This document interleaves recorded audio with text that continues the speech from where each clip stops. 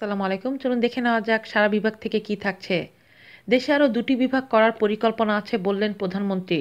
দেশে আরও ২টি বিভাগ করার পরিকল্পনা আছে বলে জানিয়েছেন প্রধানমন্ত্রী শেখ হাসিনা। তিনি বলেন, বৃহত্তর কুমিল্লা ও ফরিদপুরকে বিভাগ করার পরিকল্পনা আছে আমাদের। বুধবার কুর্মিটোলা র্যাব সদর দফতরে র্যাবের প্রতিষ্ঠা বার্ষিকী উপলক্ষে আয়োজিত এক অনুষ্ঠানে তিনি এসব কথা বলেন। প্রধানমন্ত্রী বলেন, স্বাধীনতার সময় দেশে ৭.৫ কোটি মানুষ ছিল, যা এখন ১৬ কোটি। তাদের সঠিক সেবা দিতে প্রশাসনকেও ঢেলে সাজানো দরকার, সেটা আমরা করছি। র্যাবের অবকাঠামোগত সুযোগ বৃদ্ধির ব্যবস্থাও নিয়েছি।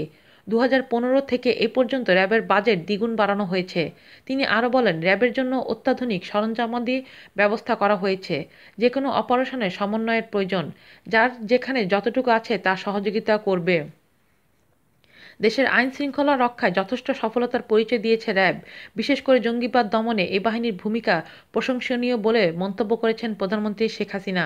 এ সময় প্রধানমন্ত্রী বলেন, আন্দোলনের নামে রাজনৈতিক দলগুলো সন্ত্রাসী কর্মকাণ্ড চালালে জঙ্গিরা উৎসাহিত হয়।